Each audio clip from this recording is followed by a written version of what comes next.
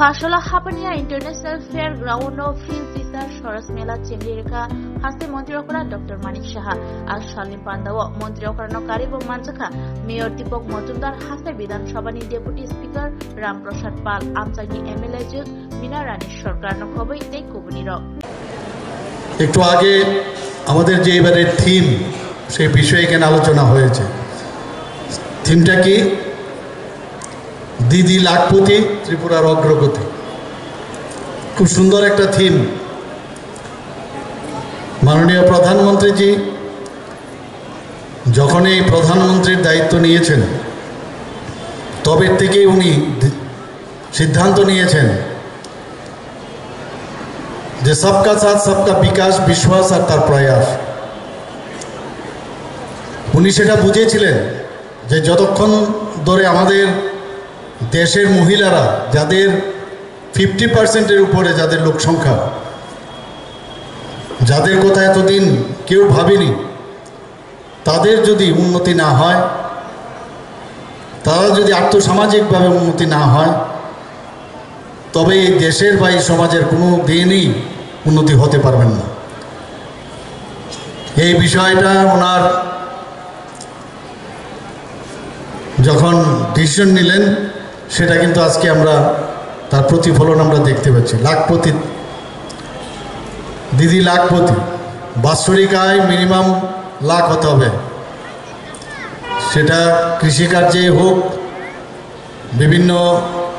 হস্তশিল্পের বিষয় দ্বারা ফিশারিতেই হোক উদ্যানজাত ফসলেই হোক এখানে পোলট্রি ফার্মের সাথে আমাদের মা বোনেরা যাতে যুক্ত হয় মানে বিভিন্ন বিষয়ে এখানে শুধু দ্রব্য নিয়ে এখানেও তাদের উৎপাদন যে প্রোডাক্টস ওনারা এনেছেন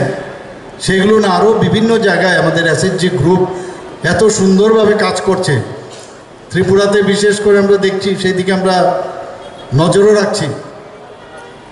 টিআরএলএমের মাধ্যমে গ্রামীণ উন্নয়ন দপ্তরের মাধ্যমে আমরা কিন্তু চেষ্টা চালাচ্ছি আধিকারিকরা এবং যারা কর্মচারীরা আছে তারাও কিন্তু সেই দিকে কাজ করছে আমরা প্রতি ঘরে সুশাসন সেটার যে কার্যক্রম যে অভিযান আমরা শুরু করেছিলাম গত বছর মাননীয় প্রধানমন্ত্রীজির জন্মদিনে